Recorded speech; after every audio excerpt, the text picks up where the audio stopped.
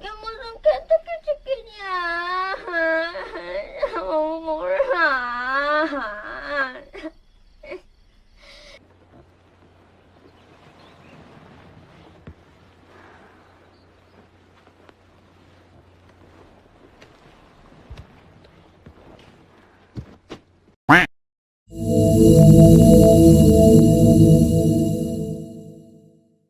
Hai semuanya. Selamat datang kembali di konten Movie Studio.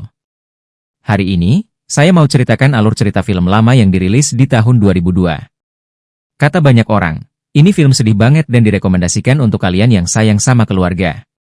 Film ini judulnya The Way Home. Semoga cara saya bercerita bisa menghibur kalian semua, dan langsung saja kita masuk ke alur ceritanya. Film dimulai dengan seorang anak bernama Sang-woo dan ibunya yang akan ke rumah neneknya di suatu daerah. Sang ibu membawa Sang-woo ke rumah nenek karena di kota seribu ini lagi tidak ada kerjaan. Toko yang dipunya bangkrut dan meninggalkan hutang yang banyak. Suaminya meninggalkannya, dan tinggallah dia dan Sang-woo tanpa keluarga. Si ibu ini dari umur 17 tahun kabur dari rumah untuk kawin lari, dan ini adalah pertama kalinya dia pulang ke rumah ibunya lagi. Si nenek tinggal di daerah pegunungan dengan rumah yang sangat jauh dari kata layak. Si nenek ini hidup sendirian, dan kedatangan anak semata wayangnya yang membawa serta cucunya tentu saja membuat si nenek senang banget. Namun, si ibu ternyata bukan datang berkunjung, dia datang hanya untuk menitipkan Sang-woo sampai dia punya kerjaan lagi. Dia berjanji akan menjemput anaknya kembali setelah menitipkan Sang-woo. Si ibu pun pergi, dan si nenek bisa dibilang kondisi fisiknya sangat kasihan. Dia menggunakan tongkat untuk menopang tubuhnya yang sudah membungkuk, dan keadaannya yang bisu saat itu harus merawat cucunya yang bisa dibilang tidak ada akhlak. Sang-woo tidak mau disentuh oleh si nenek, sampai-sampai nenek meminta maaf karena itu. Bisa dibilang, Sang-woo tidak diajarkan dengan baik oleh ibunya yang mungkin terlalu sibuk mencari uang, bahkan secara belak-belakan dia menghina neneknya. Namun, sikap nenek tidak pernah mengambil hati terhadap hinaan cucunya. Ketika makan malam, Sang-woo hanya mau makan makanan yang dia bawa dari kota dan tidak mau menyentuh makanan yang dimasak oleh nenek. Sang-woo hanya asyik dengan kegiatannya dan tidak pernah berinteraksi dengan neneknya. Dia hanya sibuk main game tanpa memperdulikan si nenek. Sang-woo sangat rileks banget dengan kehidupan anak-anak zaman sekarang yang terlalu sibuk bermain gadget daripada bersosialisasi dengan keluarganya. Di rumah yang miskin, si nenek, ketika ingin buang air pun, Sang-woo harus lakukan di kendi yang berisi air. Suatu pagi, nenek mendapatkan kunjungan dari anak tetangganya yang mengantarkan buah dan makanan untuknya. Anak ini bernama Cewek, dan kebetulan usia Cewek dan Sang-woo tidak jauh berbeda. Sayangnya, Sang-woo tidak mau bermain dengan anak itu. Sang-woo sering bermain sendiri, bahkan cenderung memainkan mainan yang biasa dia mainkan di kota, termasuk sepatu roda. Suatu malam, nenek pernah meminta bantuan Sang-woo untuk menolongnya memasukkan benang ke dalam lubang jarum karena matanya yang sudah tidak awas lagi. Dengan ogah-ogahan, dia pun membantu, padahal nenek hanya ingin menjahit sepatunya yang sudah tidak layak pakai supaya kakinya tidak terluka ketika berjalan di medan berbatu. Karena keseringan bermain game board yang dibawa Sang-woo, baterainya habis. Dia pernah meminta uang kepada nenek untuk membeli baterai, tetapi nenek memperlihatkan sakunya yang kosong, tanda dia tidak punya uang. Ketika nenek lagi mencuci, dia meminta uang lagi, namun nenek meminta maaf karena memang nenek tidak punya uang sama sekali. 그게 뭔데? 병수처럼. 그딴 거 몰라. Sang-woo pun balik rumah dan membongkar isi lemari nenek, tetapi tidak menemukan apa-apa. Karena kesal, Sang-woo menendang kendi nenek sampai pecah. Bahkan dia menyembunyikan sepatu nenek sehingga nenek harus berjalan tanpa sepatu ketika mengangkut air melewati jalan berbatu.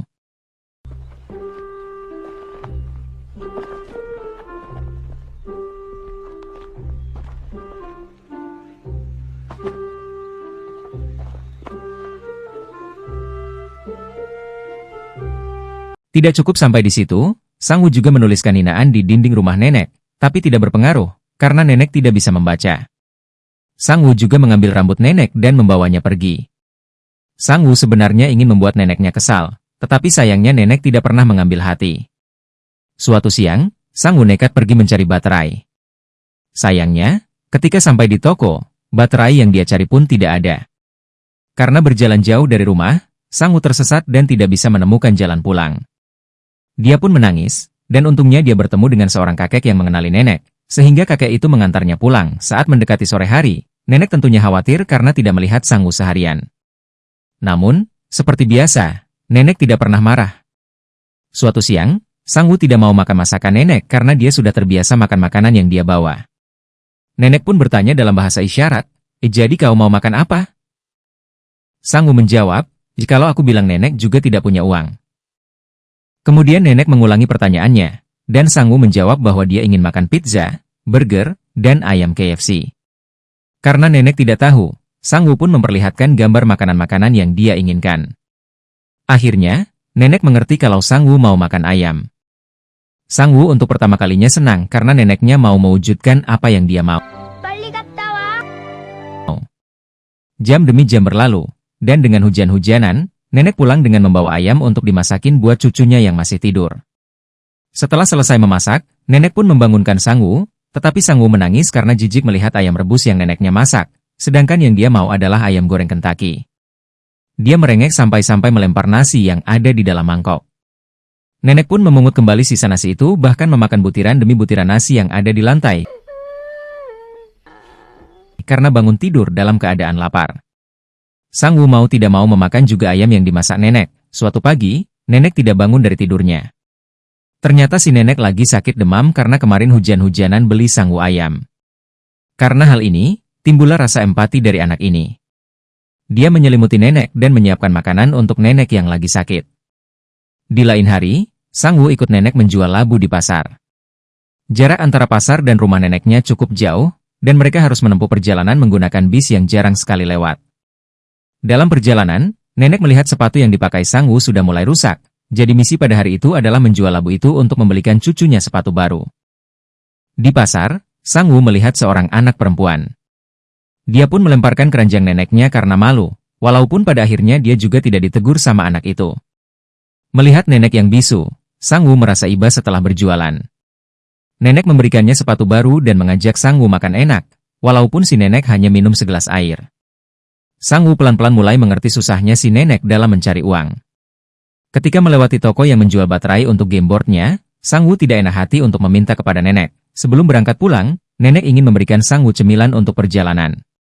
Sang Wu menunjuk seorang anak yang kebetulan makan coklat. Akhirnya, nenek pun mengambil bungkus makanan itu dan pergi ke warung yang ternyata adalah milik teman baiknya. Nenek ingin membeli 2 coklat untuk Sang Wu, tetapi temannya malah memberikan 4 coklat dan menolak untuk dibayar.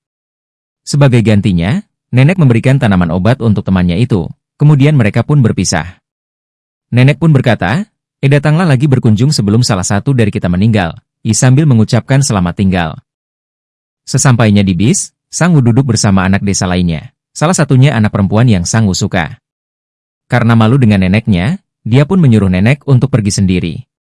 Nenek melihat bangku belakang yang sudah diisi oleh mereka, karena nenek tidak bisa duduk selain di bangku belakang.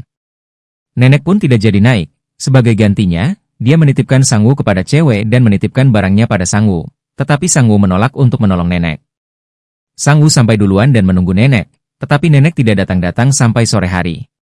Ternyata nenek tidak naik bis. Dia berjalan kaki dari pasar sampai ke rumahnya.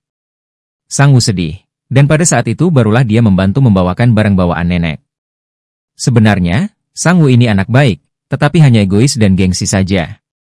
Karena merasa bersalah meninggalkan nenek sendirian, dia memberikan kue coklat terakhirnya secara diam-diam untuk neneknya.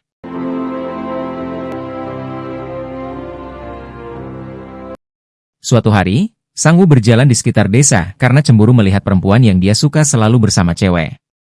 Dia pun berniat prank. Dia berteriak kepada cewek bahwa ada sapi gila yang mengejarnya dari belakang sambil membawa kayu bakar di punggungnya. Cewek pun lari dengan cepat sampai terjatuh dan terluka. Dalam perjalanan kembali ke rumah, Sang Wu bertemu dengan pujaan hatinya yang katanya mencari-cari dirinya dari tadi karena mau bermain dengannya. Dia pun baper tingkat tinggi sampai tidak bisa tidur.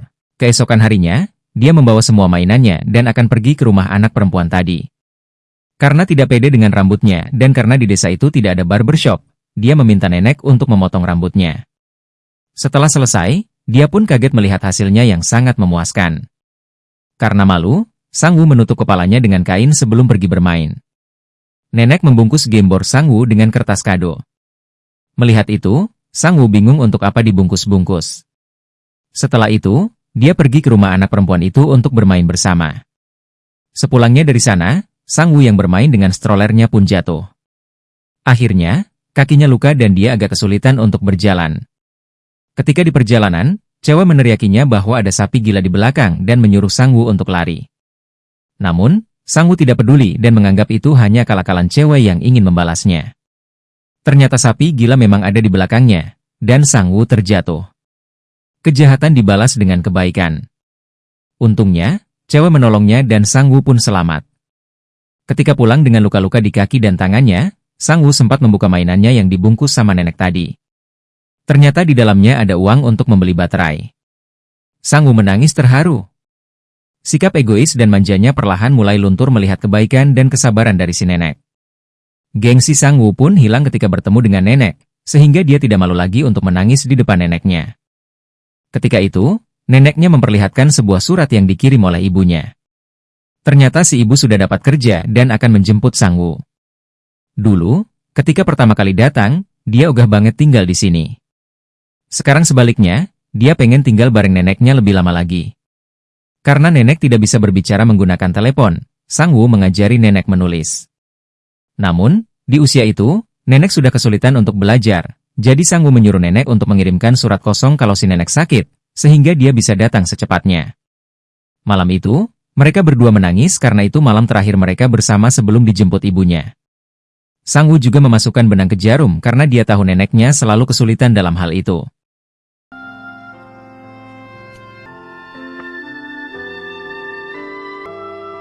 Sebelum tidur, Sang Woo kepikiran untuk membuatkan kartu yang bisa nenek gunakan untuk mengabarinya. Keesokan paginya, si ibu pun datang menjemput. Ketika itu, Sang Woo masih malu untuk mengatakan selamat tinggal pada nenek. Namun, ketika bis berangkat, Sang Woo tidak bisa menyembunyikan kesedihannya berpisah dengan nenek. Dengan bahasa isyarat, dia mengatakan maaf karena sudah jadi cucu yang merepotkan. Kita kembali ke kota, sementara nenek kembali menjalani hidup sendirian tanpa siapapun. Malam sebelumnya, Sang Woo ternyata meninggalkan dua kartu yang dia gambarkan. Kartu pertama bergambarkan, "Ya aku merindukanmu," dan yang kedua gambar nenek yang sedang sakit, yang bisa neneknya gunakan ketika berkirim surat nanti. Banyak banget pelajaran dari film ini, cocok banget ditonton sama anak-anak agar mereka mengerti bahwa yang namanya orang tua atau nenek sekalipun akan selalu memberikan kasih sayang dengan tulus tanpa pamrih. Bahkan mereka akan memaklumi tingkah cengeng kita dan rela mengorbankan segalanya demi kebahagiaan anak cucunya. Sayangi mereka sebelum mereka meninggal, karena sesuatu akan jauh lebih berharga setelah kita kehilangannya. Itu saja buat video kali ini. Kalau suka, silahkan di-like dan di-subscribe ya. To be continued. Jangan bosan jadi orang baik. Bye-bye.